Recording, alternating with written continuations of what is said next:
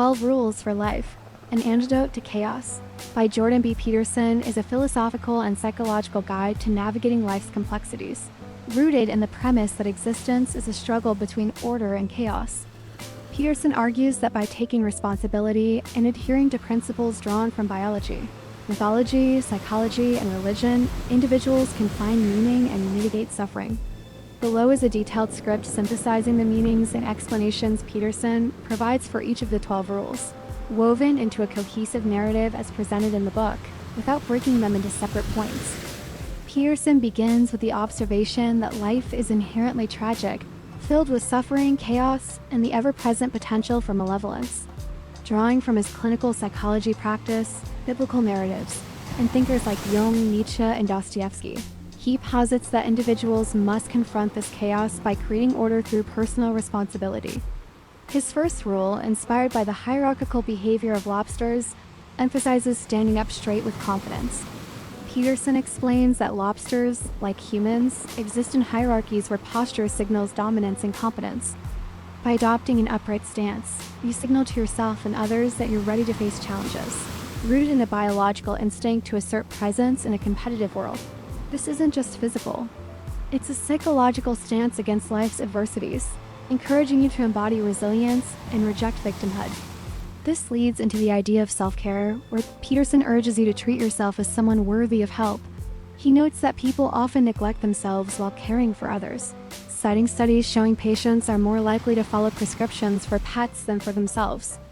Using the biblical story of Adam and Eve, he frames self-neglect as a refusal to take responsibility for one's own Eden, suggesting that self-compassion requires acknowledging your divine worth and acting to improve your life, whether through health, habits, or goals. This self-directed responsibility extends outward when choosing relationships.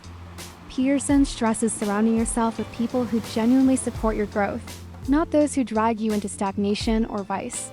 He draws from his own youth in small-town Canada, where he saw peers succumb to destructive influences, arguing that true friends challenge you to be better, not enable mediocrity.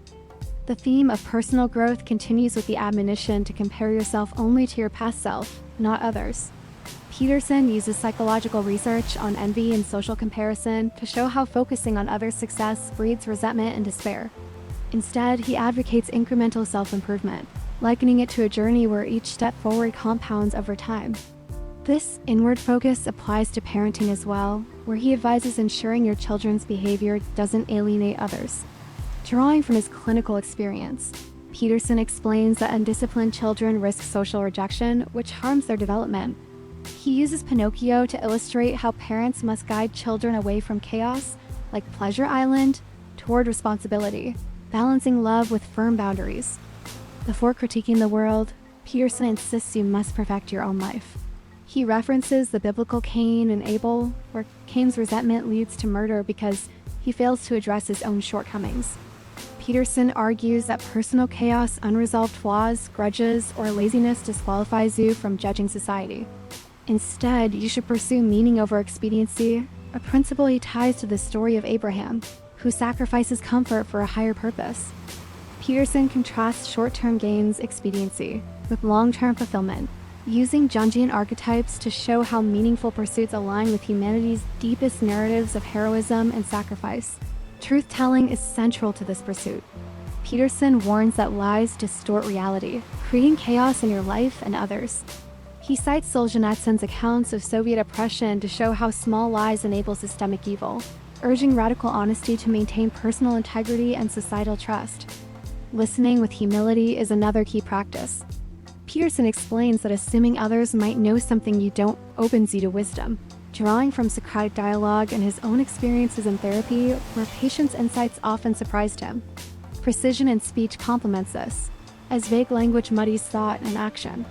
He uses the biblical creation story, where God names and orders chaos, to argue that clear communication structures reality and reduces conflict. This clarity is vital when addressing risk-taking, particularly in children.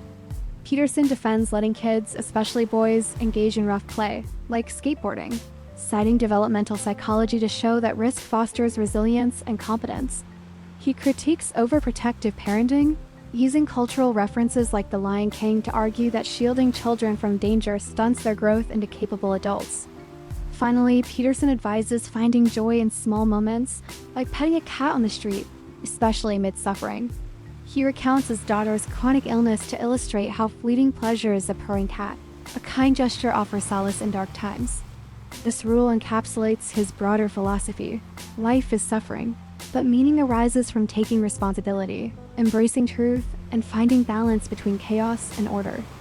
Peterson weaves these rules into a tapestry of ancient wisdom and modern science, arguing that by living them, you not only improve yourself but contribute to a better world, countering nihilism with purpose.